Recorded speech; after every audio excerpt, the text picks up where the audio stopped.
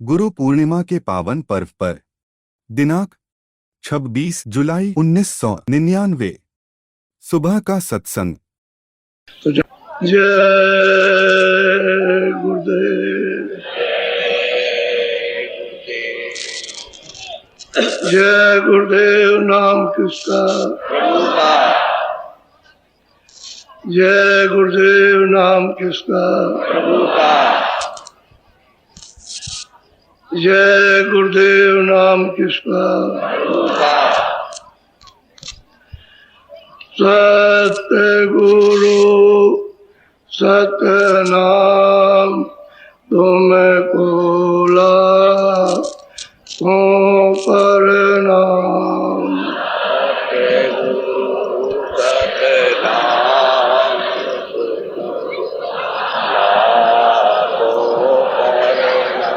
सत्य गुरु सत्य नाम तुमको लाखों प्रणाम।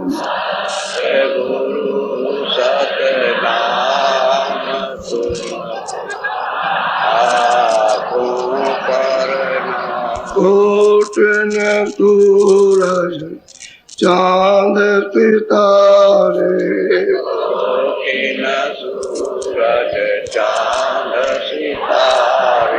कोट न सूरज चांद सितारे,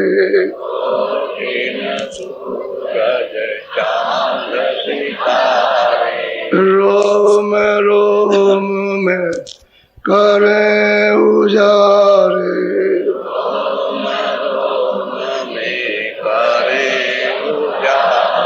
रोम रोम में करे उजारे।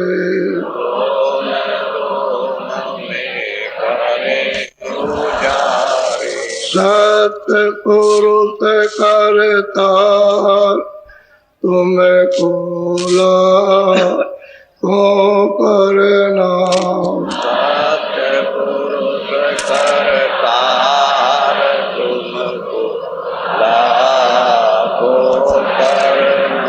अरबों सूरज चांद सितारे,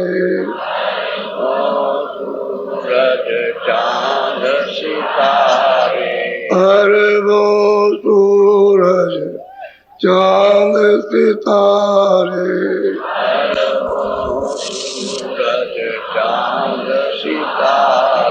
रोम रोम में करे उजारे,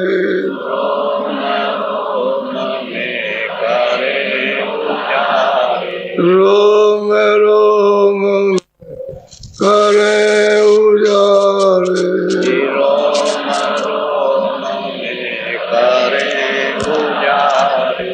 अलख पुरुष करता तुमको लाखों प्रणाम। अलख पुरुष करता तुमको प्रणाम। खरबों सूरज चांद सितारे,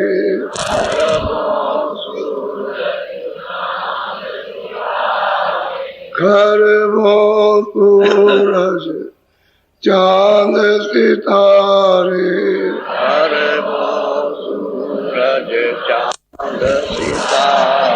रोम रोम में करे उजारे,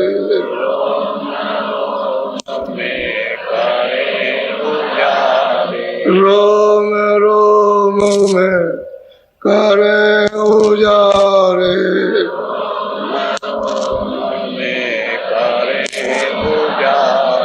अगम पुरुष करता तुमको लाखों प्रणाम।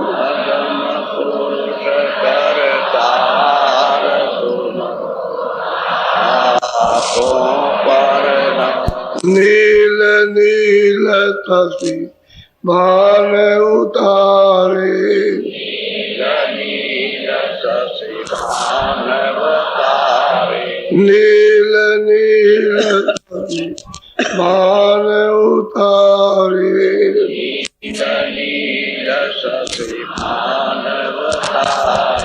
रोम रोम में करे उजारे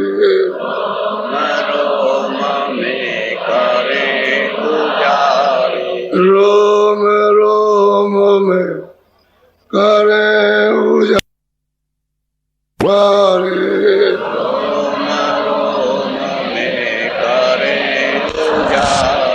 अनामी पुरुष करतार तुम्हें खोला तो परिणाम अनामी पुरुष करतार तुम आपो परिणाम अनामी पुरुष करतार तुम्हें खोला तो परिणाम अनामी पुरुष करतार तुम आपो परिणाम सत्य गुरु सतनाम तुम्हें खोला को परिणाम सतगुरु सतनाम तुम हो परिणाम नर नारियों सत्संग न मिलने से अपनी आध्यात्मिक पराविद्या भारतवर्ष से लोग जैसी हो गई। सत्संग मिलता रहता तो आज सब के सब सरजीव और शांति से अमन से और अपने सत्कर्मों से जीवन बिताते होते, लेकिन सत्संग न मिलने से हम सब लोग बकरे में चले गए। सही बात तो यह है, संत कोई योगी तो नहीं है, संतों का दर्जा कोई योगेश्वरों का नहीं है। न संत अवतारी शक्तियों में आते हैं, जो 10 अवतार न 24 पीर में आते हैं और न 24 तीर्थंकर में आते हैं। संतों का तो स्थान अलग है, उनके नाम अलग है और संतों का नाम अलग है। और सत्पुरुष ईश्वर नहीं है, सत्पुरुष ब्रह्म नहीं है, सत्पुरुष पार ब्रह्म नहीं है, सत्पुरुष महाकाल नहीं है। सत्पुरुष अलग है। उन्हीं सत्पुरुष का सतलोक से ही उनकी इच्छा अनुसार मौज और मर्जी से उन्होंने ये सब विस्तार रचना का किया, उनका ही विस्तार है। ईश्वर भी उन्हीं के भेजे, ब्रह्म भी उन्हीं के भेजे, पार ब्रह्म भी उन्हीं के भेजे, महाकाल भी उन्हीं के भेजे और इनको उन्होंने अपने देश में भेजा। ये सब लोग उसी सत्पुरुष ने बनाए। न स्वर्गलोक उनका बनाया हुआ, न वैकुंठ है, न वो ब्रह्मांड है, न पार ब्रह्मांड है, न काल का देश है, सब सत्पुरुष ने बनाया। पहले सब मंडल उन्होंने तैयार कर दिया। जब मंडल सब तैयार हो गए तब इनको भेजा गया। उन्हीं की आवाज से ये सब करता और फिर इन सबको भेजा तो उन्हीं की आवाज से ये सब उतर करके आएंगे। और उन्होंने अपने अपने ईश्वर ने, ब्रह्म ने, पार ब्रह्म ने, इन सब ने, महाकाल ने उस सत्पुरुष की तपस्या यानी ध्यान साधना की। और जब इनकी तप तपस्या से, इनके चिंतन से, इनके ध्यान से सत्पुरुष प्रसन्न हो गए तो उन्होंने कहा हम तुमसे बहुत खुश हैं। सबसे कहा कि हम तुमसे बहुत खुश हैं, तो उन्होंने हमारा खूब ध्यान किया। और अब ये बताओ कि क्या दें। तो इन सब ने कहा कि हमको एक छोटा सा राज दे दीजिए, राज। तो राज वो देंगे तो उन्होंने मंजूर कर लिया है वो मस्त तुमको दिया गया। अब यह तो सत्पुरुष को मालूम था ही, क्योंकि सबको सर्वे सर्वा के बगैर सुरतों के ये कोई रचना कर नहीं सकते। जीवात्माओं के बगैर, रूहों के बगैर कोई भी रचना संसार में नहीं हो सकती है। अब मंडल बना दिए, मंडलों का मसाला बना दिया और मंडलों में मसाला व्याप्त कर दिया।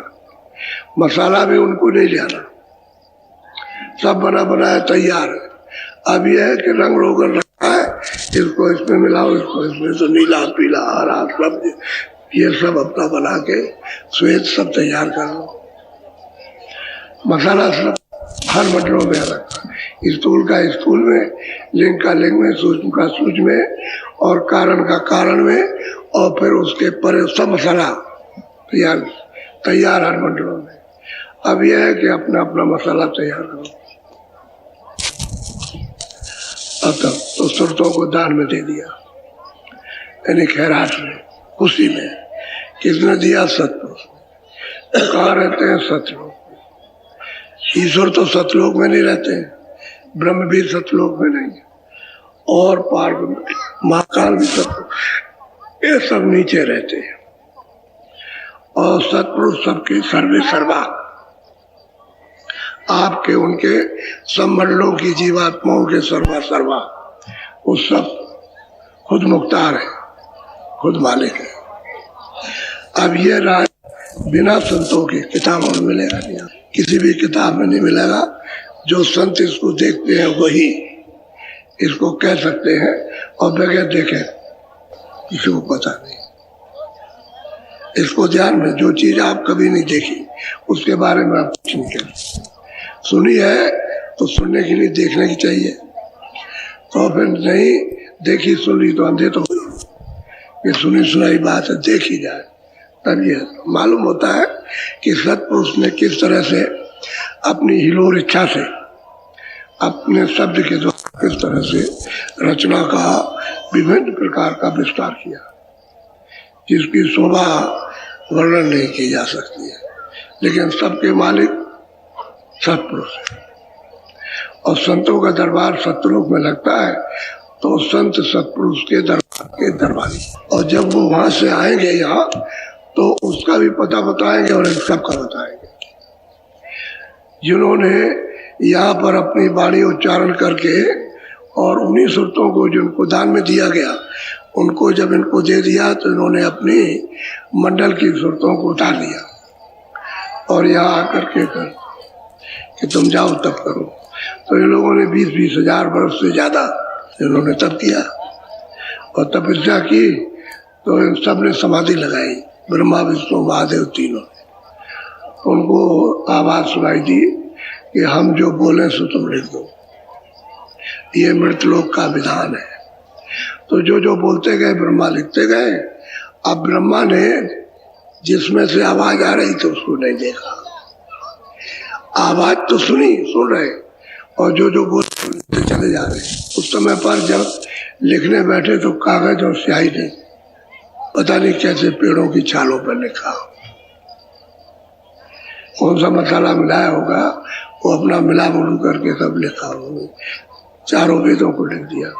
अब यही अपना आदि विधान है इस मृतलोक देश का।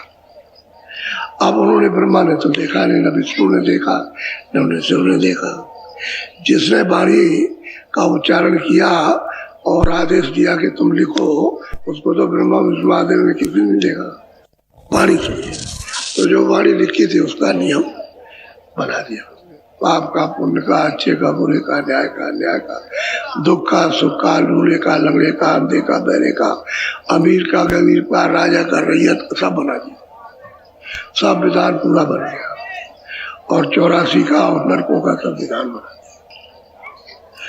और फिर क्योंकि पहले तो किसी को मालूम नहीं था, पहले तो सब सत्पुरुष दर्शी थे, सब सत्पुरुष का दर्शन करते थे, सब सुनते आई।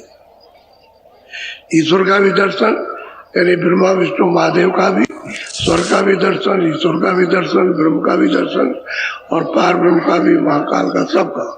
और सत्पुरुष का दर्शन करते थे।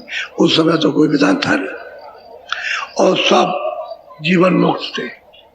जितनी सुरतें आई थी सब जीवन में। जब तक कि तुमको आयु दी है और श्वासों की पूंजी उन्होंने मसाला मिला के तैयार करके आपको दे दिया, तब तक जब पूंजी खत्म नहीं होगी तब तक आप रहोगे। तो 1 लाख बरस की आयु।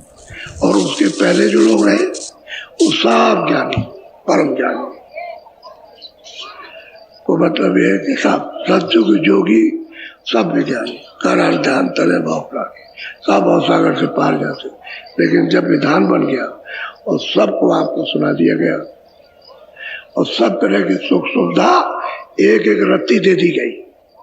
इतनी सुख सुविधा दी है, आँख की, कान की, खाने की, पीने की, पहनने की, रहने की, सहने की, बोलने की, चित्त की, सब सुविधा दे दी। तो उसी सुविधा में धीरे धीरे धीरे धीरे धीरे धीरे वो आपका ज्ञान शून्य होने लगा। क्योंकि उन्होंने 2 ही चीजें तो बनाई कि पाप और पुण्य, और दोनों मैल। पुण्य का भी मैल है और पाप का भी मैल है, ये दोनों बनाए। अब पाप का मैल सफेद, तो चलो कोई कपड़ा तो है, या आपको सफेद कपड़ा पहना दिया तो जीवात्मा को सफेद कपड़ा पहनाया, और पाप करोगे तो गंदा कपड़ा पहनाए। तो पाप और पुण्य, पाप जब अधिकार दे दिया, उसके पहले सब जा रहे थे, जितने आए थे सब परम पद के अधिकारी थे। लेकिन जब आपको अधिकार दिया और कर्मों में लगे कि आज से पुण्य करेंगे, तो वो भी तो पर्दा है। पहले तो पुण्य का भी पर्दा नहीं था, न पाप का न पुण्य का, कोई गंदगी थी, किसी तरह के रोक टोक नहीं। अब रोक टोक हो जाएगी, क्योंकि आप पुण्य करोगे तो पर्दा सामने आएगा। खफीफ यानी जलीदार सामने आया तो पहले जैसा आपको साफ नहीं दिखाई देगा। ये कहोगे कि बस कम हो गया, रोशनी कम हो गई, ये तो आँख खराब हो गई रोशनी, या रोशनी खराब हो गई। फिर इस तरह से धीरे धीरे प्रकाश, ऐसे धीरे धीरे धीरे धीरे फिर उसकी चमक जाती रहेगी। फिर आदमी कहेगा भाई बिल्कुल साफ नहीं दिखाई देता है। ये तो कर्मों का सारा ये सब ढांचा बना, और यहाँ कर्मों का ही खेल है। तो जीव कभी पुण्य, कभी पाप, कभी पुण्य, उससे हो गया गंदा, और जो रास्ता जिससे जाता था वो उसका छूट गया। तो शब्द को पकड़ के, नाम को पकड़ के चढ़ जाता था, क्योंकि नाम ही तो ले आया। वो जो आवाज सुनाई दी है जिससे चारों वेद बने हैं, उसी आवाज से उतारा गया और दोनों आंखों के पीछे बैठा दिया। अब यह है कि वो आवाज तो छूट गई, तो घर कैसे जाए। अब इसको ये पता नहीं कि ईश्वर कौन है, ब्रह्मा विष्णु महादेव कौन है, स्वर्ग कैसा है, और मतलब यह है कि ईश्वर का धाम कैसा, और माया ब्रह्म का धाम किस तरह का है। अब इसको तो कोई पता नहीं, तो गया भूल और इस चक्कर में फंस गया। कर्मों का हिसाब देने लगा, तो यहीं से आपकी सुख सुविधा छिनने लगी। सुख सुविधा थी, न सोने से कभी, न खाने से कभी, न हीरे से कभी, न मोतियों से कभी, न कपड़े से कभी, बात ऐसे बढ़िया कोई तरह की सुविधा नहीं। और न कोई पीड़ा थी, न कोई दर्द था, न आँख खराब, न कान खराब, न पेट खराब, न कुछ खराब नहीं, सब बिल्कुल स्वस्थ। और लंबे लंबे लोग, बड़े बड़े ऊंचे लोग होते थे, समझ के 10-10 फुट, 15-15 फुट, 20-20 फुट के लोग, बड़े हट्टे कट्टे, इस तरह से। तो जब आप कर्म करने लगे तो सुख सुविधा छिनने लगी, धीरे धीरे धीरे धीरे धीरे धीरे सुख सुविधा कम होने लगी। अब ये नहीं आपको पता चला कि कर्मों से कम हो रही है, ये पाप से और पुण्य से, और कम होते होते होते होते वो तो सतयुगी में ढेर हो गया। सतयुगी में रास्ता भूल गए। जब सतयुग था, जब परम पद के सब अधिकारी थे, तभी उसी समय अधिकार दिया तो उस समय पर आप रास्ता भूल गए, छोड़ बैठे आप, अब दूसरे रास्ते पे चल दिए। फिर उसके बाद जब गंदगी जमा हुई तो फिर तुम और योग में लगाया, प्राणायाम में लगाया, फिर ध्यान में लगाया, फिर तपस्या में लगाया।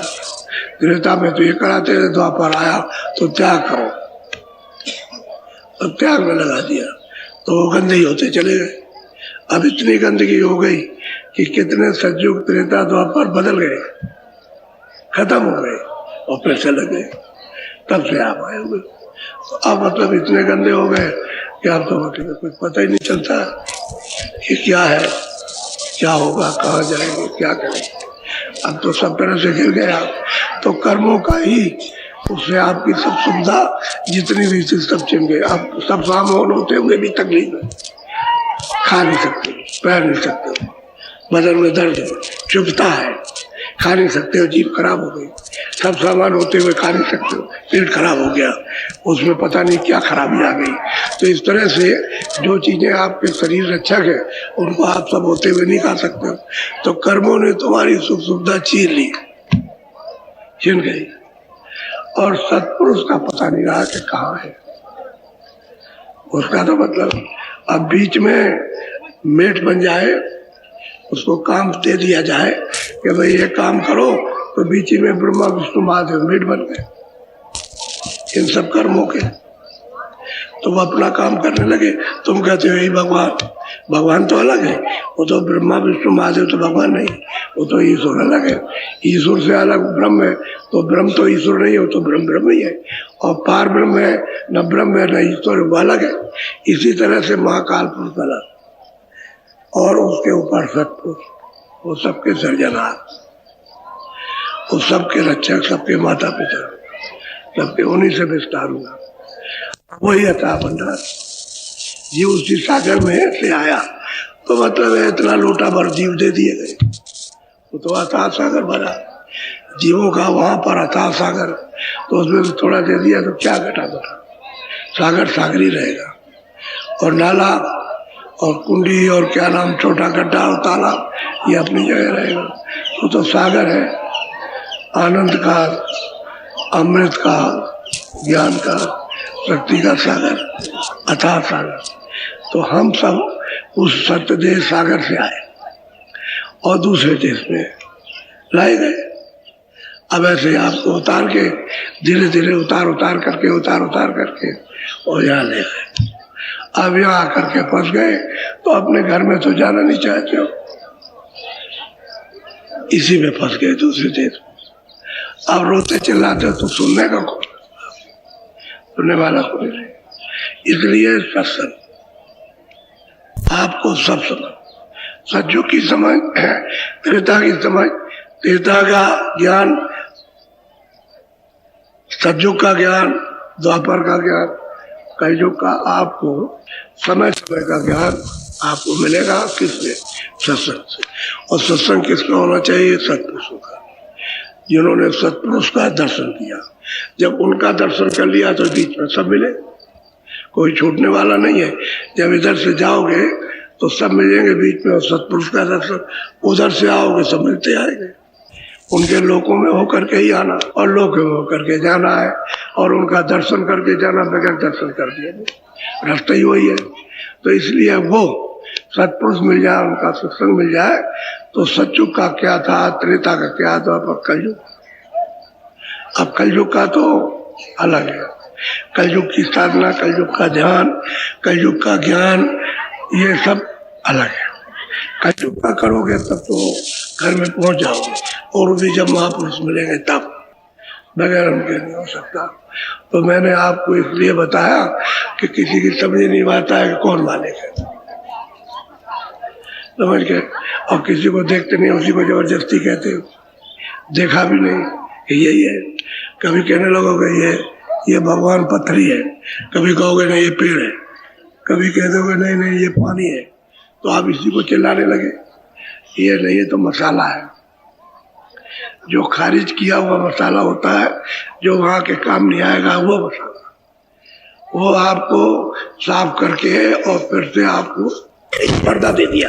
पर्दा कहते हैं जिसमें, शरीर कहते हैं ये दे दिया खोल, इसमें सूरत को, तो सारा खेल तो सूरत का, वो इसमें रहेगी तब तक तो ये इसका जौहर रहेगा, और वो निकाल के अलग कर दी गई तो फिर कुछ नहीं, मट्टी है। फिर मट्टी है, चाहे सीधा ऐसे रखो चाहे जला दो, वो भी राख बन के मिट्टी में मिल जाएगी, चाहे उसको गाड़ दीजिए वो भी गल जाएगा, मिट्टी में मिलना। तो ये तो मिट्टी, पानी और वायु और आकाश और अग्नि, ये मसाला है इसका बना हुआ शरीर यहाँ का, तो यही मिल जाएगा आपको।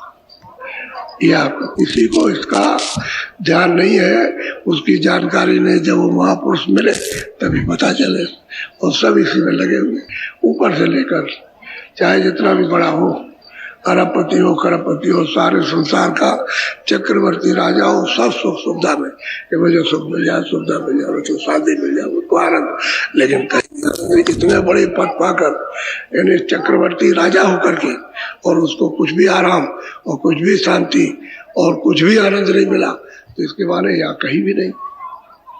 इनकी चीज ये तो उधर से खारिज की हुई चीजें हैं। जैसे मनुपुत्र बाहर फैल लिया, अब आपके काम नहीं आएगा, बाहर फेंक दिया, अब उसकी तरफ देखते नहीं हो, ऐसे उधर से खारिज कर दिया कि बस साला किसी काम में नहीं। और वो आपको पहनाया गया, आपने उसको पहन लिया, अब यहाँ फंस गया, और फिर उसके साथ कर्म लगा दिए, पाप और पुण्य। ये बात असली है। अब जब तक महात्मा न मिले तब तक मनुष्य मंदिर से जो रास्ता जाता है सीधा हो नहीं मिल सकता। महात्मा मिल जाए तो ये तो हमने आपको आसार करना कि तुम्हारा जन्म कैसे हुआ और किस तरह से रोए चिल्लाए, ये बताया आपको पूरा।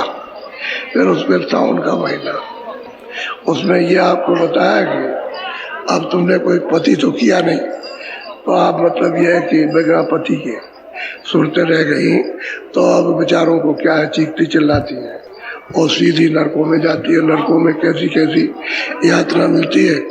अब आषाढ़ और सावन, सावन के बाद आता है भादों का महीना, भादों अभी आने वाला है भादों। तो सावन तो हो गया, तो आपको बड़े मतलब की चीज आपको सुनाई। ये चीजें आपको सुनने को नहीं मिलेगी। अच्छा, ये किसी किताब में नहीं, संतों की किताब में तो मिलेगी, लेकिन वैसे किताब पढ़ोगे तो उसमें कुछ समझ में नहीं आएगा। संतों की किताबें कोई भी पढ़े उसकी कुछ समझ में नहीं आएगा। और उन किताबों में है नहीं ये भेद कि ईश्वर को भी किसी ने पैदा किया, ब्रह्म को भी किसी ने पैदा किया, पारब्रह्म को भी किसी ने पैदा किया, उसके पास में जो अकाल पुरुष है उसको भी पैदा किसी ने किया। वो तो उन किताबों में है नहीं, क्योंकि किताबें तो ब्रह्मा की बनाई हुई है। और ब्रह्मा ने केवल आवाज सुनी, तो इसने ईश्वर को भी नहीं देखा और न ब्रह्म को देखा, न पारब्रह्म को। तो किताबों में कुछ नहीं मिलेगा। किताबें आपकी यानी मतलब मूल कर्मों का आधार कि ये हमारे याद है, यही जिससे आपको कर्म पकड़ाए गए थे। ये तो बात ठीक है, कर्म ही से तो जीव गंदा हो गया। अगर कर्म पहले जैसा तो सब पार हो जाते। आए थे, देख दाख करके सब वापस लौट जाते। अब उसने देखा ये सब चले जा रहे और थोड़े दिन में कोई नहीं रहेगा, तब उसने जाल बिछाया, क्योंकि उसको रात दिया गया, उसी में संतों को दान दे दिया। अब सत्पुरुष ऐसे तो ले नहीं सकते, तो संतों को भेजते, जाओ उनको बताओ, जगाओ कि तुम्हारा घर कहाँ, तुम कहाँ के रहने वाले हो, तुम्हारा मालिक कहाँ, तुम्हारा देश कहाँ, तुम्हारा आनंद कहाँ, तुम्हारी शक्ति कहाँ, तुम्हारा क्या, वहाँ के सब बता दो। और किसने तुमको कौन ले आया और किसने फंसा लिया और क्या क्या दुख दे रहा और क्या तकलीफ देता और कैसे चार खानों में गिराया, वहाँ बंद किया जाके, फिर कैसे नरकों में सजा देता, वो संत आके सब समझाते हैं और जीव को धीरे। और फिर उसके बाद जीव जब नहीं समझता है तो किसी महात्मा का प्रमाण जो संत है उनका ले, तो वो तो उन किताबों में है नहीं, ना पुराण में है, न पुराण में, और न शास्त्रों में और न वेदों में। चाहो ये संतों का वेद तो किसी को नहीं मालूम, वो तो नीचे का लिखा हुआ, जो बोले वो लिख दिया। असली बात तो ये है। अब आप भादों का महीना, उसको जरा सुन लीजिए, बोलो।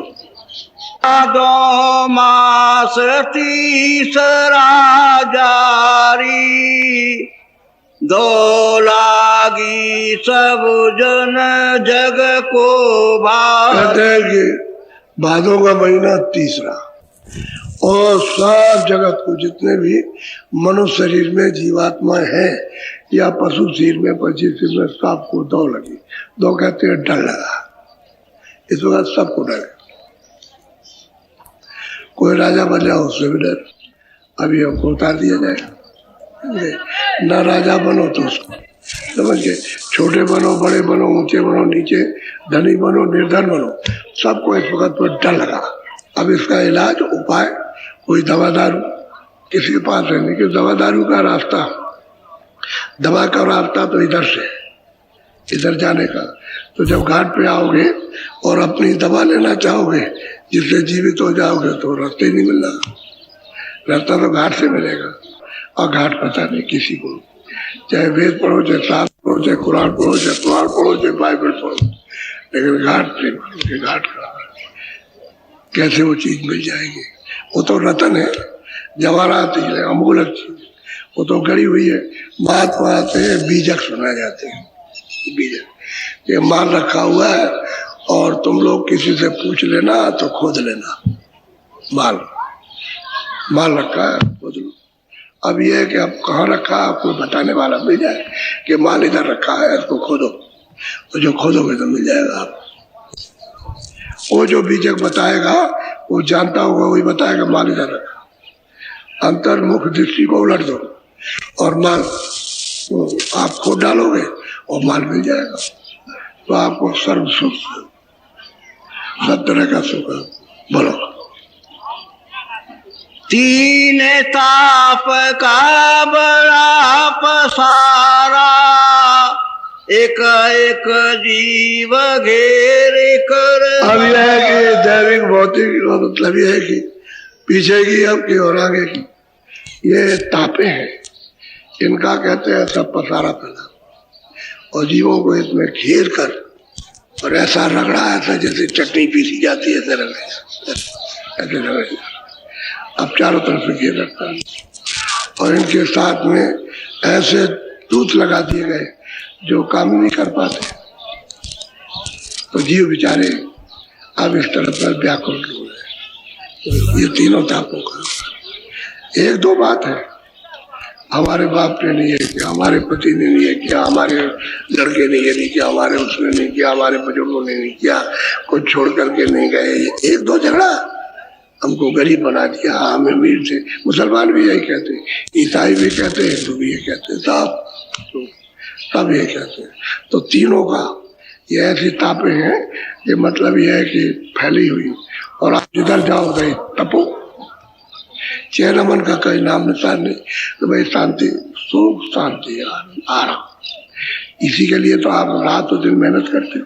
खेती करो, दुकान करो, दफ्तर का काम, उससे जो कुछ भी लाओ बाजारों में खरीद लो, तो किसके लिए करो? सुख मिल जाए, आराम मिल जाए, आनंद मिल जाए, शांति। लेकिन किसी को नहीं मिल रही। कहते हैं ऐसा पसारा उसमें फैला रखा है आपके आषाढ़ के महीने में।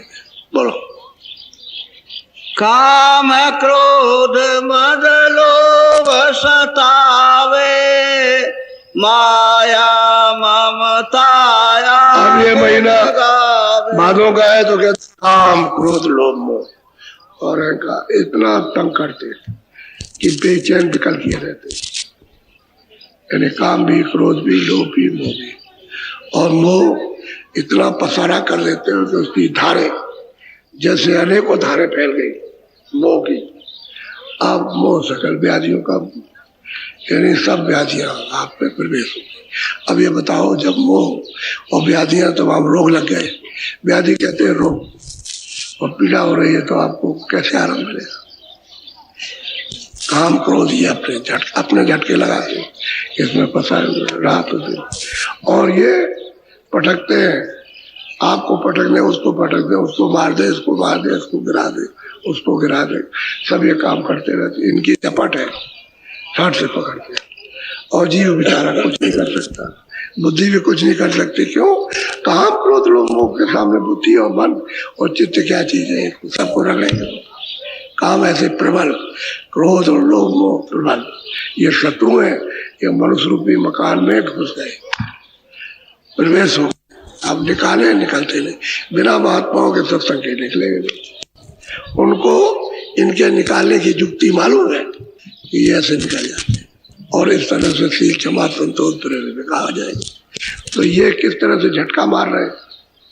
जैसे वो झटका मारते हैं कि मारो झटका किसी जीव जानवर को, किसी पशु पंछी को, तो झटका मार दे, एक बार ही उतार देते। ऐसे ही काम क्रोध पटकते। अब देख लो अपने ऊपर बीती हुई, वो सबके ऊपर बीत रही है। बोलो। हाँ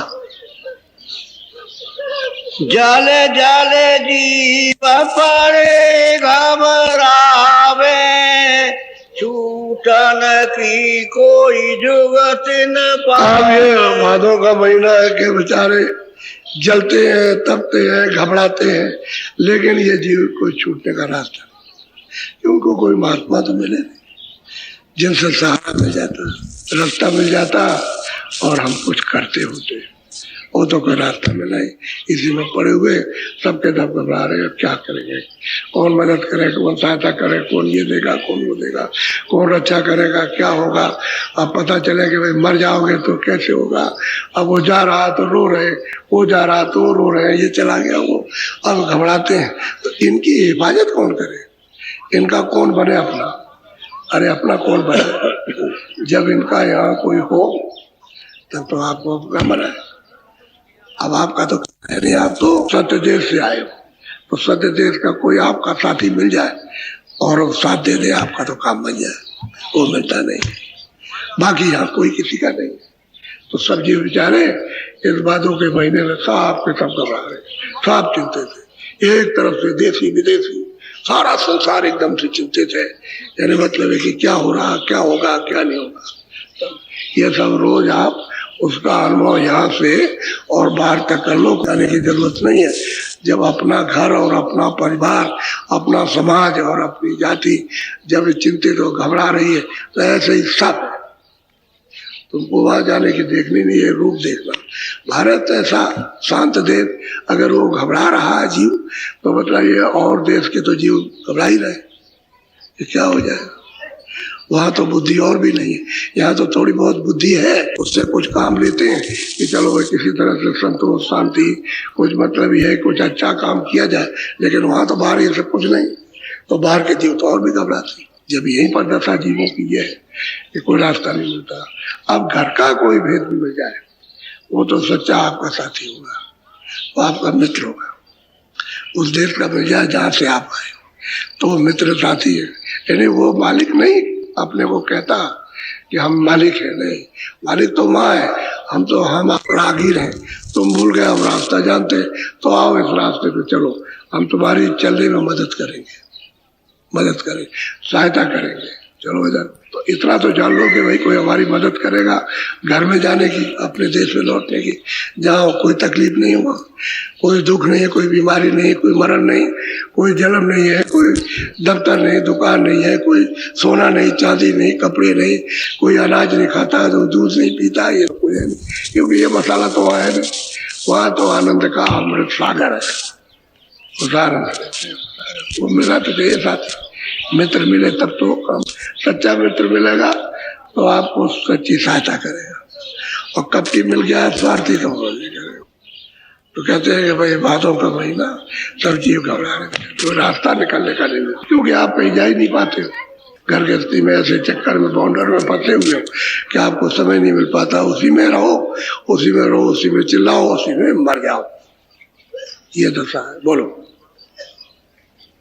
कोई कर्म कोई धर्म समारे, कोई विद्या कोई जप। अब वो मतलब है कोई कर्म करता है, हम जो कर्म करते हैं, कोई कर्म कर रहा, कोई कहता है हम ये धर्म पर चल जाएंगे, कोई विद्या पढ़ता है, कोई मतलब मुहूर्त, तो कोई जल पूजा, कोई वो पूजा। अब ये तो सब अटकाने की चीज है, आपको ले जाने की कोई चीज नहीं, घर में पहुंच जाओगे। ये तो सब जड़ पर्दे हैं, और उसमें आपने अपना तन मन और अपनी इच्छा उसमें लगा दी, तो चेतन कैसे मिल जाएगा। अरे जड़ के चिंतन करने से चेतन कैसे मिलेगा, क्योंकि आपने अपना चेतन और मालिक का चेतन तो आपने किया नहीं।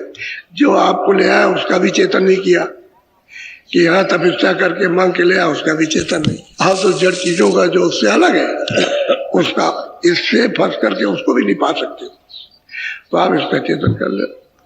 कोई विद्या को मुक्ति समझता, कोई स्नान करने को, कोई पूजा पाठ कर,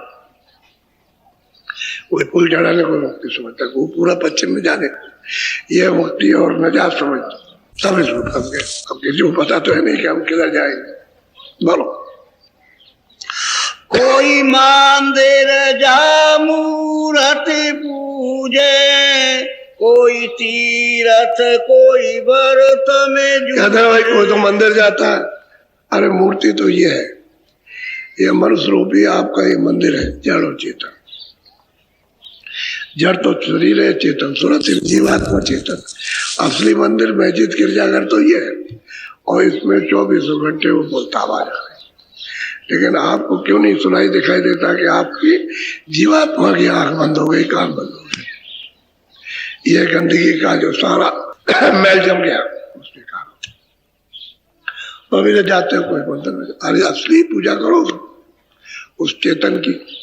अरे वो तो मंदिर ही में बैठा हुआ, वहां जाओ तो इतना मंदिर है, निरंजन भगवान का जो वर्णन इतना सुंदर रूप है, उनको श्यामी सुंदर कहते हैं, बहुत सुंदर।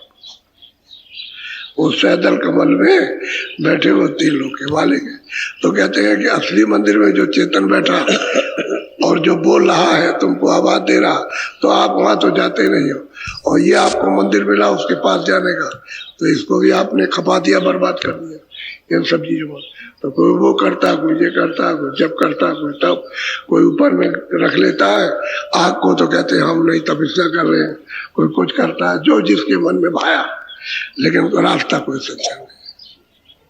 कोई ज्यादा कपड़े पहने, कोई न पहने, इस तरह से वो कपड़े से अलग है, वो भेष से अलग, दाढ़ी बाल से अलग है, वो कोई किसी बनावट से अलग है। वो तो मतलब ये मंदिर में तुम सच्ची पूजा घाट पे आके करो, तुम पूजा करने लगो, और घाट पे बैठ के पूजा नहीं करोगे, कबूल नहीं होगी, स्वीकार नहीं होगी। अब मुसलमान हैं, इबादत करते हैं, तो उनकी इबादत कोई कबूल होती है? खुदा कभी कबूल नहीं करता। क्यों? जिस्मानी इबादत, जड़ इबादत, वो चेतन नहीं, रूहानी इबादत नहीं है कि हम रूहानी इबादत करें अपनी जीवात्मा की।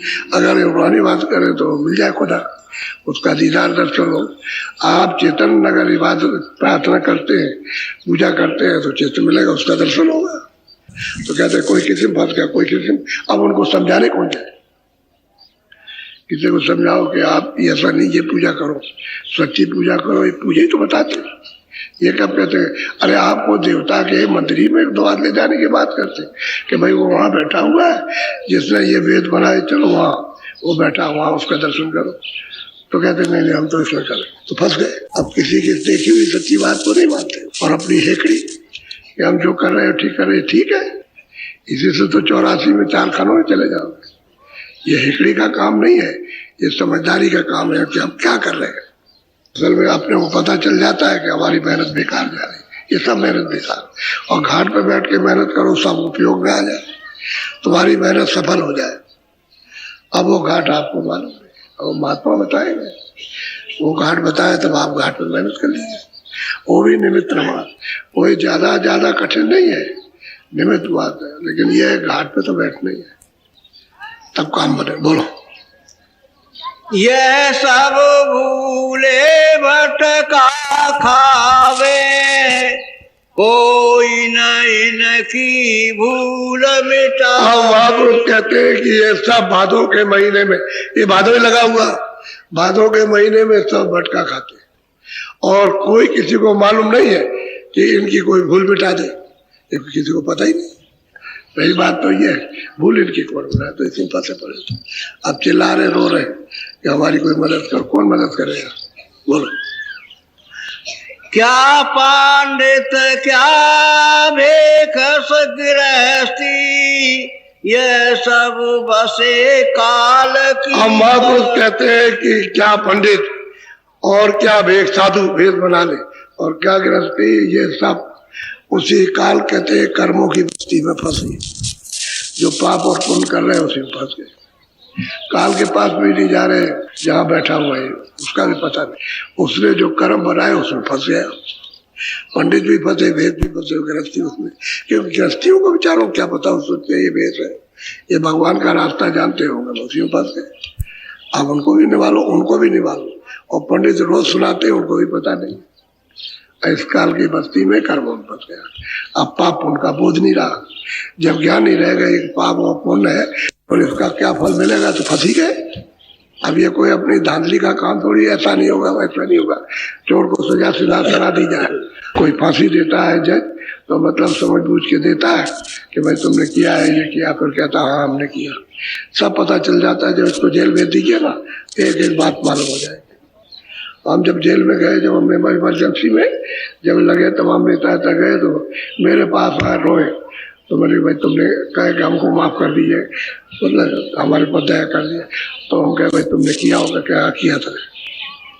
तो किसने तो कहते पुलिस पकड़ ले गई और गवाह कर दिया। हमने गवाहों ने देखा हो, क्या देखा था, लेकिन बाहर क्या कहते थे, किसी ने नहीं देखा।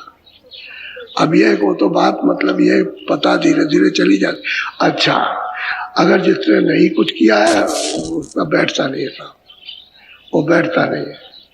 असल में जो गलती करते हो तो मतलब सजा पा जाए। अब ये तुमको क्या कि हम नहीं सजा पाएंगे, अब क्या पता कल शरीर पूरा होता, समय पूरा होता है, सांसों की पूंजी खत्म, चलो तुमको दे दी, अब क्या करोगे, बांध के ले जाएगा, कुछ कर सकते हो? अरे जबरदस्ती कुछ बस है, ले जाएगा तो पैसे पंडित और भेग और गृहस्थी साफ, और एक भी बात नहीं सुनते जो सच्चा रास्ता उसकी। बोलो 84 में बहु भरमावे, नरक स्वर्ग के धक्के। और महापुरुष जो देखते हैं अपनी आंखों से कहते हैं 84 में चारों खानों में अंडज पिंडज उपमा जस्ता, 4 खानियां है। ये इनमें कहते हैं भरमते रहते हैं, मनुष्य शरीर फिर नहीं मिलता इसी में। और फिर मतलब ये या तो जो कर्म किए तो सीधे नरकों में ले जाएंगे, तो वहां पहले नर्क भुगाएंगे, जो आपने नरकों का कर्म किया नर्क, और वहां से फिर 84 में डाल चारों खानों, और ऐसे मारते रहो मनुष्य। सतयुग द्वापर त्रेता कलयुग बीत जाए तभी मनुष्य शरीर नहीं मिलता, कहते भरमते रहते हैं। ऐसे ही मतलब है, जन्मों मरो ये पीड़ा होती रहती है, उनका छुटकारा जीवों का नहीं होता। बोलो जो कोई उनसे कहे समझाई, उलटी माने करे। हमको अगर महात्मा सच्चे मिल जाए और कहेंगे भाई ये काम तुम जो है वो ये अच्छा नहीं, ये काम करो, तो उनको उल्टा समझते हैं और बुरा मानते हो, झगड़ा करते हैं। सही रास्ता सही नहीं चाहते हम, जो कर रहे हैं वो ठीक है। और गोस्वामी से झगड़ा क्यों हुआ? जब उन्होंने सही रास्ता बताया तो कह लगे नहीं ये तो उल्टा लड़ाई करने लगे, झगड़ा करने लगे। और क्या कबीरदास के साथ क्या हुआ? रैदास और मीराबाई के साथ जब उसने कुछ कहा तभी उल्टा करने लगे, उल्टा। सब महात्माओं के साथ हुआ। तो कहते हैं अच्छी बात, सच्चा रास्ता बताए, ये रास्ता पूजा करने का है, ये मतलब इबादत करने का, ये भजन करने का, ये ध्यान है, सुमरन, इसमें आँख खुल जाएगी, कान खुलेंगे, तुमको सुनाई दिखाई देगा, तुम ऊपर चढ़ोगे और स्वर्ग और वैकुंठ को और उसके ऊपर देखते हुए जाओगे। कलयुग कर्म धर्म नहीं कोई। हम महापुरुष कहते हैं भाई कलयुग का तो ऐसा युग आया, सहज युग, इसमें धर्म कर्म कुछ नहीं, पूजा पाठ कुछ। उसी रामायण में मना किया, कलयुग जोग न जग न ज्ञान। कहते हैं कलयुग में न कर्म है, न धर्म है, न पूजा है, न पाठ। ऐसा कलयुग सहज युग है, यह सबसे सुलभ युग है भगवान की प्राप्ति का और जीवात्मा के जगाने का। लेकिन इतना सुलभ युग होते हुए आप नहीं मान रहे। ऐसा था जो बताते हैं सीधा रास्ता, उसको नहीं मानते हो, तो वो बताते हैं कलयुग कर्म धर्म नहीं कोई। कलयुग का करो, बोलो बोलो। नाम बिनायो धारण। हम कहते हैं कि नाम के बिना, नाम जी जब जागे जोगी, ये सूरज जी, ये सूरज जो यहाँ बैठी, अगर नाम को ऊपर से आवाज आ रही पकड़ ले तो पार हो जाए। ये बैठे दरवाजा उसका ही है। नाम जी जब जागे, नाम को पकड़ के तुरते गगन में आकाश में चढ़ जाए, क्योंकि ऊपर तो जमीन है रहने की, तो जो पद को प्राप्त कर ले संसार का और वहां का सब ज्ञान। अगर नाम कहते हैं नाम के बगैर उद्धार नहीं हो सकता, और नाम कलयुग में सहज है, आसानी से, कोई इसमें मतलब परेशानी नहीं, तकलीफ, शरीर पर कोई तकलीफ नहीं। बस इधर से मन बुद्धि चित्त और अपना ख्याल और ध्यान तवज्जो वो इधर लगा के भाई इतने में काम बनेगा, वो इतने में होगा। कहते हैं नाम में ना उद्धार नहीं होगा। नाम मिल जाना चाहिए, जिसने कमाया हो नाम और जिसकी सूरत नाम के साथ जुड़ करके ऊपर जाती आती है, वो अगर मिल जाए रास्ता बता दे तो काम बन जाएगा। और वो नहीं मिलेगा, रास्ता नहीं बताएगा, तो इन सब कामों से क्या होता है? तो भूल से कर रहे हो। कोई जाके ज्ञान में नहीं कर रहे हो तो अज्ञान में कर रहे हो, तो अज्ञान में तो अंधकार में जाओगे, क्योंकि जीते जी तो कुछ मिलेगा नहीं, मरने के बाद तुमको मिल नहीं सकता। जब जीते जी उस क्रिया का फल नहीं मिला तो मरने के बाद क्या मिलने वाला? अरे वो क्रिया करो, वो रास्ता चलो जिससे कि जीते जी रास्ता खुल जाए। बोलो। नाम भेद है अति कर जीना, बिना सत्य गुरु काहू नहीं। अब महापुरुष पुकार पुकार के सब कहते हैं कि भाई नाम का भेद अत्यंत है, बारीक है, क्योंकि तुमने बहुत दिनों से छोड़ दिया। अब वो अगर मतलब ये है कि आवाज छोड़ दी तो उसका आपको गोपनीय हो गया। अब वो बहुत बारीक है, वैसे बारीक नहीं है। अगर आपके कान आँख खुल जाए तो कोई बारीक नहीं, उससे बड़ी आवाज तो यहाँ संसार में है ही नहीं। तो कहते हैं नाम भेद है, उसका जो रास्ता है, उसका जो भेद है, यानी भजन करने का, सूरत को नाम के साथ जुड़ने का, वो बारीक है। तो बारीक महापुरुष मिलना चाहिए। कहते हैं जब तक सदगुरु नहीं मिलेगा उस देश में आने जाने वाला, उस सतपुरुष के पास पहुंचने वाला, तब तक ये रास्ता कोई नहीं चल सकता, कोई नहीं चलेगा, सब धोखा खा जाएंगे। और यही रास्ता एक बताया गया सीधा, नाम के बिना काम नहीं बने। और नाम में पार हो जाओ, नाम पार, नाम से नाम ही मिल जाएगा। बोलो। जपने में सब गए बुलाई, नाम अगम कोई भेद अब कहते हैं कि बाहर से तुम जिब्या से मतलब यह है कि और हाथ से तुम जपते रहो और मन तुम्हारा बुद्धि चित्त कहीं घूमता रहे, तो कहते हैं सब इसमें भूल गए। इसमें मिलता क्या? कुछ नहीं मिलता। और जो नाम अगम घर में जाने वाला, ले जाने वाला, वो तो महापुरुषों से मिलता, वो तो संतों से मिलेगा जो जगह हुए। अब मिलेगा कलयुग में। अगर कलयुग संत नहीं आते तो कहते नहीं, वो कभी नहीं कहते ऐसा, कभी नहीं कहते। कलयुग में संत आए, इसे 5000 वर्ष हो गए, लेकिन संत जो आए वो 700 वर्ष के अंदर आए। उनको आते हुए 700 वर्ष हो गए और लगातार आ रहे बराबर, और अब ये बराबर चलता रहेगा। लेकिन वो जब समझाए, रास्ता बताए, तो उनकी सुन लेना चाहिए। अरे भाई जीव कल्याणी की तो बात बताते कि तुम अपना कल्याण जल्दी करो, रास्ते पर जल्दी चलो, आँख खोलो, कान खोलो, चलो उधर को। तो आप असली चीज नहीं सुनते हो और उसको नकली पकड़े रहते हो अंधेरे की। तो अंधेरे में क्या मिलने वाला? क्या मिलेगा अंधेरे? कमरे में छोड़ दिया जाए तो टटोलते ही रह जाओ कुछ। बोलो। जो सतगुरु पूरे मिल जाते, तो वे भेद नाम का अगर पूरे सतगुरु मिल जाते, सूरत जब उसने अनुभव किया गुरु के द्वारा, तो कहती है अगर पूरे सतगुरु किसी को मिल जाए तो वो सब नामों का भेद बताएंगे, उनको मालूम। और सब नामों से परिचय नहीं होगा, सब शब्दों से परिचय नहीं होगा, तो सब शब्दों का परिचय वो तब बताएगा कि ये रास्ता मनुष्य शरीर से जाता है अपने घर में जाने का। तो वहीं से जीवात्मा को उठा दो, उसको पकड़ो और चढ़ा ले चलो, उसमें मदद की जाएगी। क्योंकि उधर जो आता जाता उधर मिलेगा और ले चलेगा आपको। नहीं तो जैसे यहाँ भटक गए नहीं मिलते, ऐसे उधर भी भटक सकते हैं। कहीं पहुंच गए किसी मंडल पर, तो वहीं का सब देखते रहे, आनंद लेते रहे, सुंदरता देखते रहे, क्योंकि वो तो सुंदरता बहुत है, ये तो कुछ भी नहीं है, ये तो निशान है। असली सुंदरता तो ऊपर है, तो सिंपल जाओगे तो वो कहेगा नहीं नहीं यहाँ कुछ नहीं, ऊपर चलो। जब वो भेद बताएगा तो पैटमैन है। पैटमैन का मतलब समझते हो? कोई गाड़ी थ्रू जाने वाली सीधी बेल्ट है, तो उसको सीधा रखेगा, नहीं तो लूप लेन पर ले लेगा और पैट बदल गाड़ी को स्टेशन पर खड़े कर लेगा। तो महात्मा तो कहते हैं यार भाई यहाँ क्यों खड़े होते, सीधे चलो आगे, सीधे सिंगल सीधे जाओ। तो जब नाम का भेद दे देंगे तब जल्दी सुलभ हो जाएगा आपके लिए। पूरा मिलना चाहिए, इसमें बात पूरे की है, अधूरा अधूरा काम करने वाला नहीं कुछ करेगा, पूरा पूरा महापुरुष बोले जो उन सब नामों का भेद जानता हूँ और सब धनियों को जानता हूँ और सब धनियों से आता जाता हूँ, और जिसने सतलोक में प्राप्त किया वो मिल जाना चाहिए। और वो मिलेगा, क्योंकि तभी उन्होंने कहा है कि आप उसकी खोज करो, कहीं ना कहीं मिल जाएगा।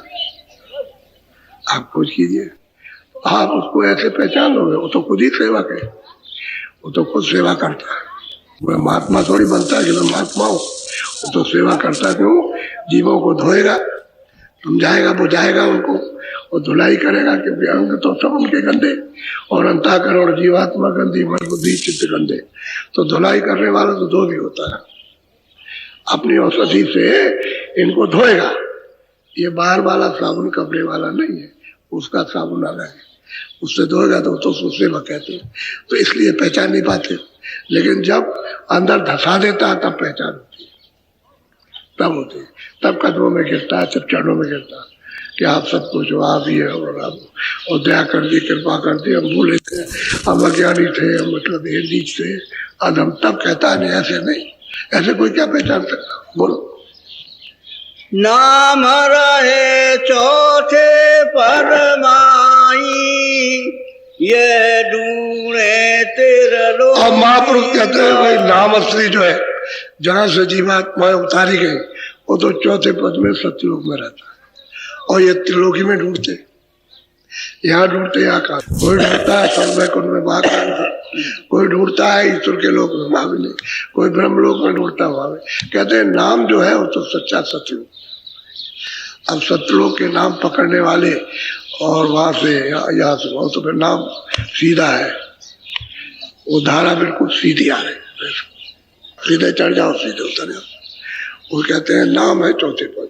ये ढूंढते हैं जड़ चीजों में, इसमें तो यहाँ कहाँ से नाम है, इसलिए नाम नाम ही नाम जी, नाम से जब सूरत को नाम के साथ जोड़ो, उसका कहने का मतलब यही है।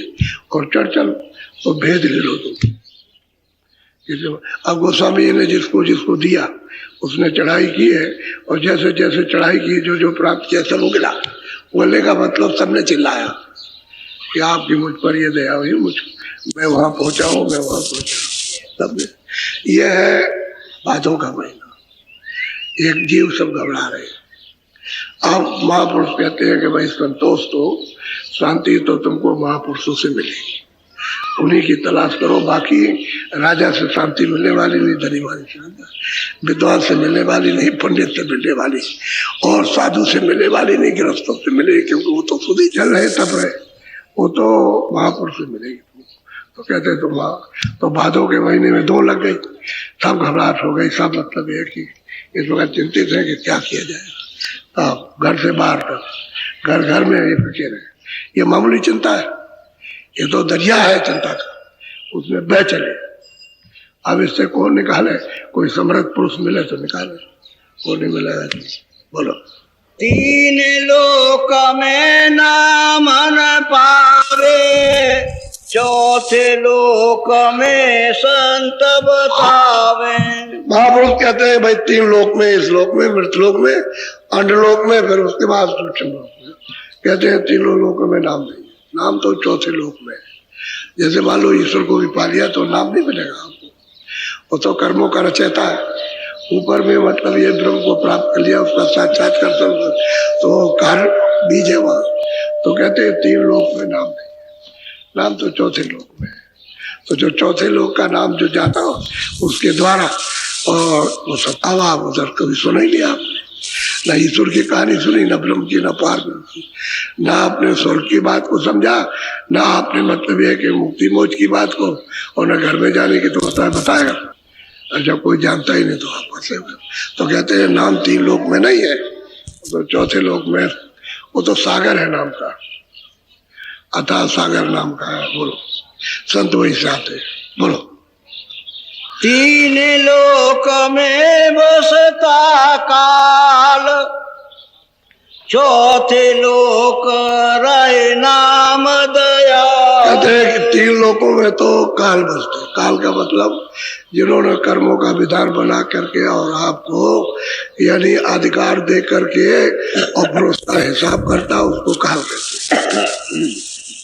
हिसाब करे, कर्म करो आप स्वतंत्र। उनका हमारा कोई मतलब ये इच्छा नहीं है, नाम कोई मना करते, आप स्वतंत्र हो कर्म करने में और फल भोगने में परतंत्र हो। अब वो हिसाब करेगा, उसी को कहते हैं काल। कि आपने जो किया बदला उसको, तो आप चिल्ला रहे हो कि तो आप ये क्या कर दिया और ये क्या, तो उसको गाली गलौज करते हो। और कहते हैं नाम जो है जिसके पास वो तो दयाल है, तो चौथे पद में, और ब्रह्म जो है उस त्रिकुटी में, और पार ब्रह्म 10वें द्वार वही रहेगा, नीचे उतर के नहीं आते। अब यह है कि जब उनको कभी जरूरत पड़ी तो अपने अपने नीचे देश की सुरतों को भेज दिया।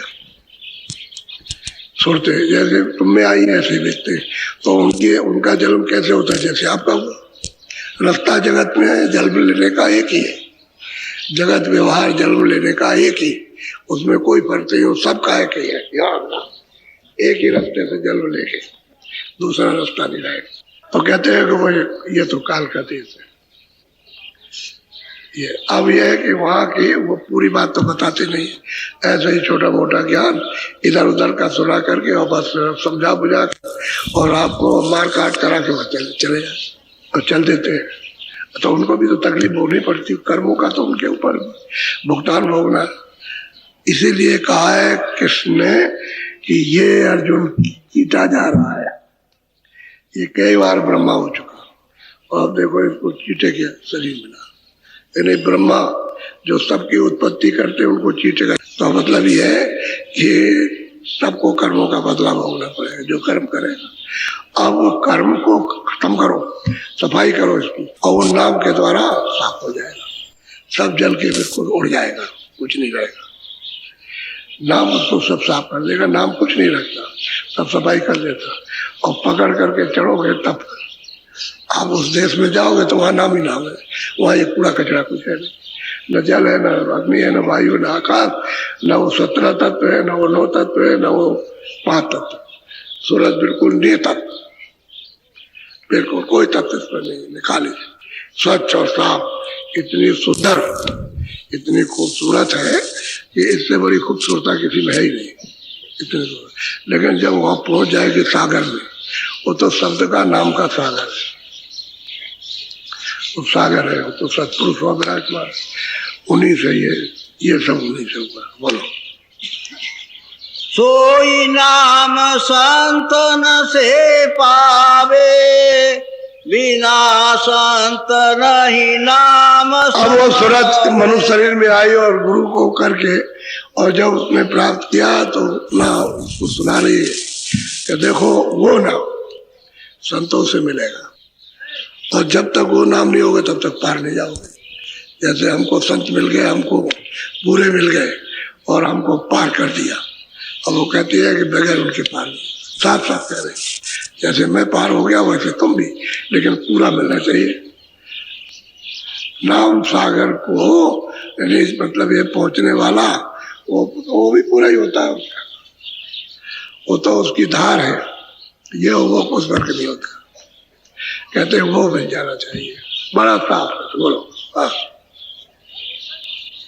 अब मार्ग का भेद बताऊं, आंखें खुले तो भेद। अब ये तो सब आपको समझा दिया। आप कहते हैं मनुष्य रूपी तन में इस मंदिर में मार्ग है, कैसे कैसे जाएगा, तो तुम्हारी आंख खुल जाएगी, फिर क्या देखोगे। अब वो ये कह रही है रास्ता तो तुम्हारे पास सबके है, वहां जाने का रास्ता सब घट में है, यानी मनुष्य रूपी मंदिर में सबके पास है, और सबके पास तीसरी आंख है, और सबके पास तीसरा कान है। ऐसा कोई नहीं है अमीर गरीब जिसके पास में ना हो। तुमको करने का साधन धाम मिला, मनुष्य शरीर मिला करने का, और पशु पक्षी नहीं कर सकते ये बात। तो कहते हैं अब मैं बताता हूँ उसका देश, आँख खुले तो तुम देखने लगोगे। बोलो पहले सुरी ने न समावे, घेर फेर घट भीतर। कहते हैं कोई महात्मा मिल जाए और वो दरवाजा बता दे कि ये दरवाजा सूरत के बैठने का, तो बाहर की आंखें बंद कर लो, अंदर की आंख उलट दो, ऊपर की तरफ, ऊपर को उठो, और सूरत को एक दृष्टि जमा दो। जैसे दृष्टि जमाओगे तो सूरत में तो अंधेरा मिलेगा, अंधेरे अंधेरा कुछ नहीं, लेकिन दृष्टि को ठहराओगे तो धीरे धीरे धीरे से करके उतना अंधेरा नहीं रहेगा। और 2-4 दिन 10 दिन किया तो मतलब दरवाजा झलकेगा, एक चिन्ह दिखाई देगा, उसी बार अपनी दृष्टि को रोकना। दृष्टि जब ऐसे हिलेगी नहीं, उस पर रुक जाएगी, चिन्ह पर, गोलाकार पर एक बिंदु है उस पर, तो फिर खुल जाएगी। जब उसको दृष्टि खुलेगी तो पहले तो उसी को देखेगी, जो दरवाजे पर जो है उसको देखेगी। क्यों? दृष्टि जब खुली, उसको तो दृष्टि खुलेगी तो प्रकाश दिखाई देगा, और प्रकाश में दरवाजा दिखाई देगा, और दरवाजे पर क्या वो भी दिखाई देगा। कहते हैं सुरती नैन जमाओ, कहते हैं सूरत की आंख से एक जगह एकाग्र करो और देखो, अंदर की एक आंख से, बाहर की शरीर की दो आंख, और अंदर में दोनों आंखों के बीचों बीच सूरत बैठी, उसमें एक आंख, वो तीसरी आंख, उसको दिव्य आंख कहते हैं। ज्ञान चक्षु तीसरा नेत्र, उसी को थर्ड आई कहते हैं। बोलो। विरह हो तो ये बन आवे, मेहनत करे तो कुछ फल पावे। अब कहते हैं क्या तुम्हारे पास होना चाहिए? धड़प, विरह, लगन होनी चाहिए कि भाई किसी ने कहा ये धड़प है और तुम ऐसे बैठो, इस तरह से तो आप में विरह हो, लगन हो उसको पाने की। क्योंकि जब किसी से मिलने की जब उसमें इच्छा होती है तो विरह होती है, चलो जल्दी मिले, चलो नहीं मिलता कैसे मिलेंगे, उसके मिले आपको चैन नहीं, तो जो बेचैनी है उसके ना मिलने पर वही है तड़प, तड़प होनी चाहिए। अब कहते हैं कि अब क्या करो कि एक तो तड़प हो, थोड़ी सी मेहनत करो। क्या मेहनत करो कि दृष्टि को एक जगह रोको, आंख बंद करो बाहर की और अंदर की दृष्टि को सामने एक जगह रोको, तो अंदर की आंख का अंदर से रास्ता, उसका रास्ता अलग है, और बाहर की आंखों का तो बाहर से रास्ता, ये बाहर का रास्ता अलग है। बाहर की चीजें इन आंखों से ये दिखाई देगी, और अंदर की चीज जो ये नहीं है वो दिखाई देने लगेगी, वो देगी। तो कहते थोड़ी मेहनत करो, थोड़ी सी मेहनत करो, लेकिन उससे पूछो वो कैसा रास्ता कहाँ बताएगा, और कैसे करेंगे, और कैसे देखेंगे तो बताएगा। वो क्या सुरती नैन जमाओ, देखो एक जगह रोको, एकाग्र करो, थोड़ा मन बुद्धि चित्त को थोड़ा रोकना, यही तुम्हारी होशियारी। तो जब तड़प विरह रहेगी तो फिर मन कहीं नहीं जाएगा, विरह में मन नहीं जाता, विरह में इधर उधर कहीं नहीं भागेगा, जिससे मिला उसी के लिए लगा रहेगा। और कहते हैं थोड़ी सी विरह होनी चाहिए, तड़प होनी चाहिए उससे मिलने के लिए। बोलो।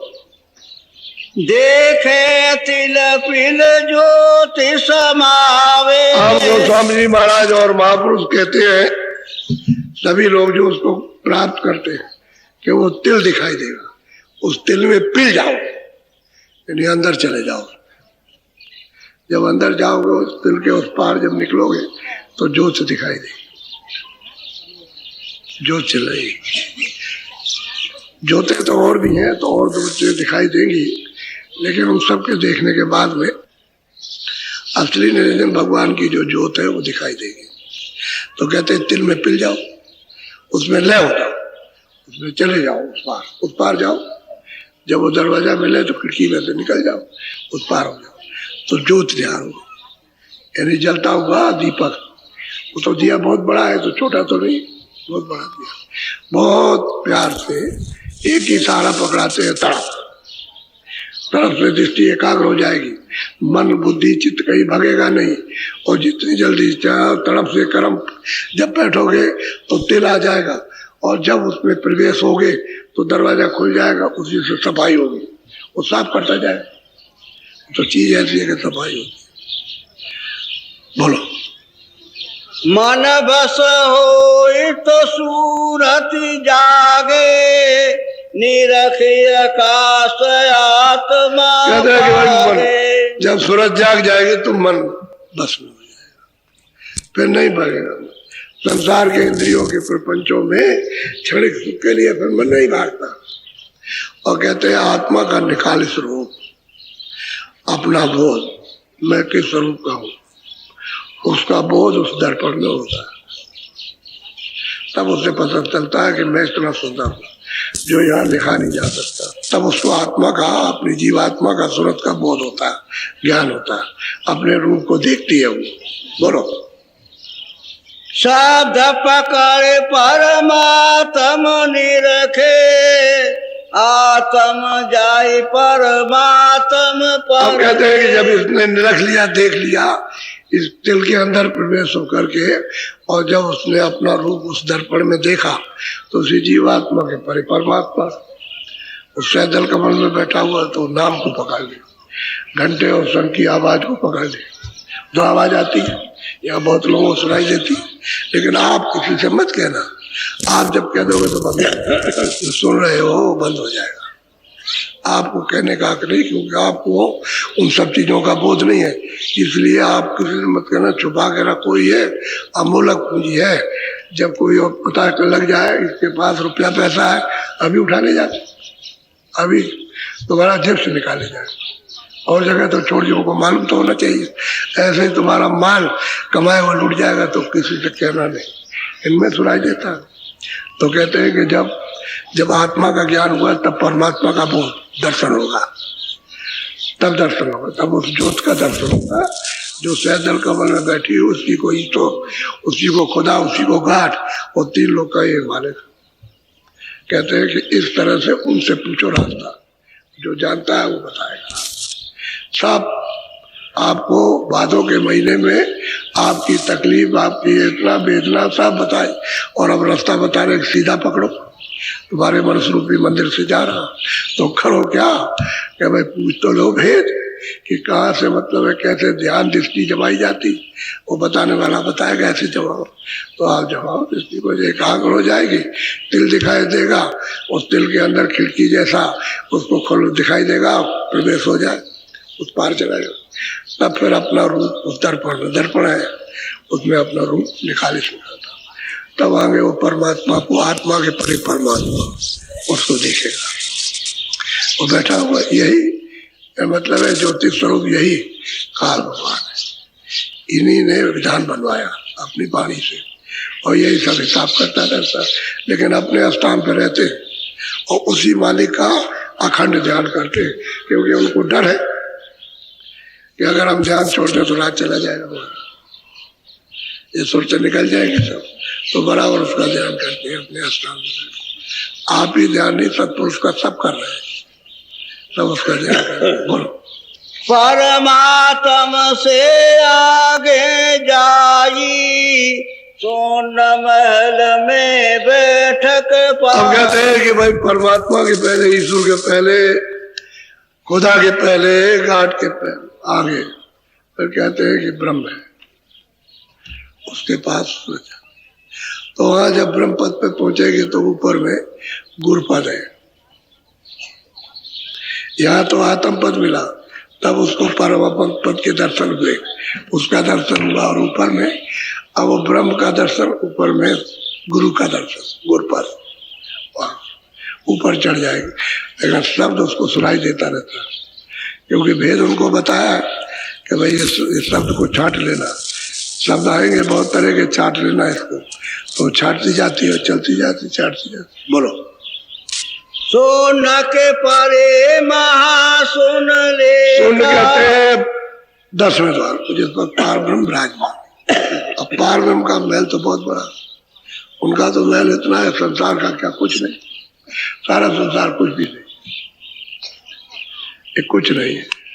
ऐसे अगर अनेकों संसार उस महल में अगर फेंक दिए जाए, पता ही चलेगा किस गली कूचे पड़े, ये कण के समान इतना बड़ा पार ब्रह्म का महल है, जहाँ वो विराजमान है।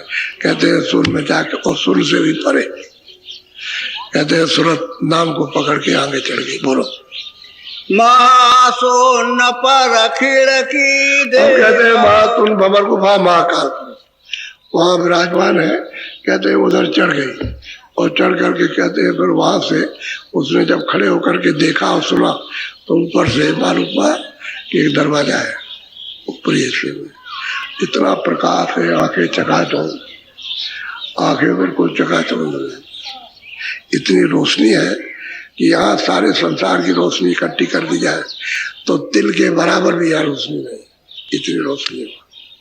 उस मैदान में जाने में कुछ नहीं है, यहाँ तो ना के बराबर है, इतनी रोशनी है। अब उस रोशनी में देखती जाती, चलती जाती है, तब वो खिड़की दिखाई देती है। तो खिड़की किसकी? सत्यलोक में दाखिल होने की। बोलो।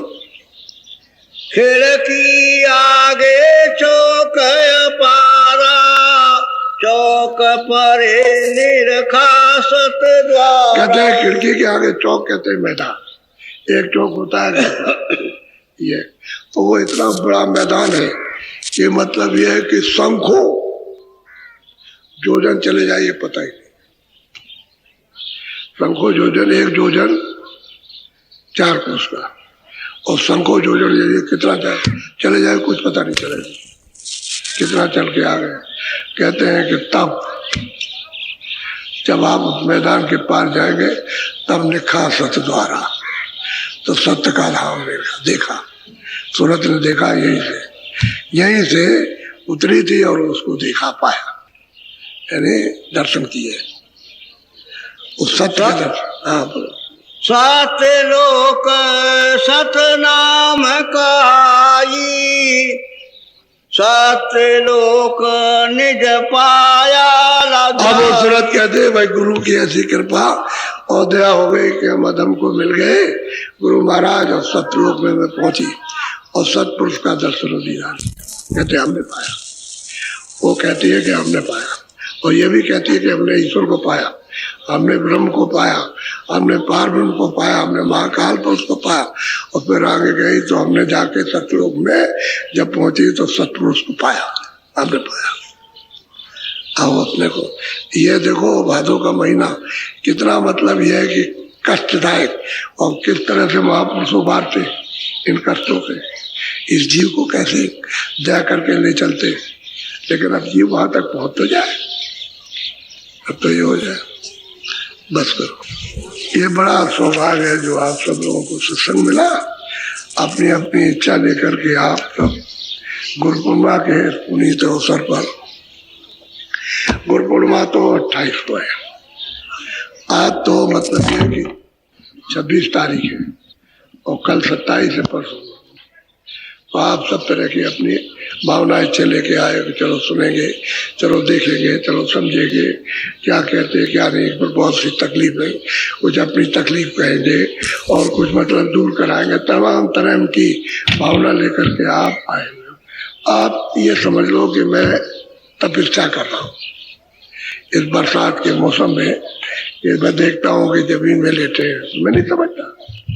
इस सड़क पर तमाम लोग लेटे हुए रात को मिले, जब मैं 3:30 बजे आया तो इस पर लेटे थे लोग सड़क पर। रास्ते में आया तो रास्ते में लेटे, सड़कें पे लेटे, सड़कें दीवार उसके किनारे लेटे हुए। तो मैं ये सब देखता है, वहां जमीन में पड़े, तो ये भी तो तपस्या है। शरीर का सब कष्ट, यानी सब गंदगी किसी तरह से निकल जाए, ये साफ हो जाए, तो मैं भी समझता। तो मुझे दर्द नहीं इस बात का कि आप तपस्या कर रहे हो और मतलब कष्ट भोग रहे हो और आप आए हुए, तो ये तप हो, उसमें आपका मन खराब नहीं होना चाहिए। जहाँ चाहो लेट जाओ, समय पूरा कर लो और पूरी बात को सुन लो, जो दिया जाए उसको ले लो, समझ गए। और फल फायदे सब आपको मिलेंगे, समझ गए। अब ये कहो कि बिल्कुल ही एक तरफ से फल फायदा समुद्र दे दिया जाए, तो समुद्र का घड़ा तैयार करना ना, बर्तन कि जिसमें रख दिया जाए तो रख सको। तो बर्तन तो आपके पास में है नहीं, तो उसमें जाएगा क्या? उसमें तो गंदगी भरी हुई पहले ही से। अब बर्तन खाली तो भरे भरे बर्तन में कुछ भी डालो तो उसमें तो अंदर जाने वाला नहीं, तो बाहर गिर जाएगा। ऐसे ही है कि तुमने जलमंत्रो इस हृदय में सब गंदगी भर रखी है। अब यह गंदगी निकले तो फिर मार रखा जाए। इसलिए सब चीजें आपको सुनने को समझने को सब मिलेगी।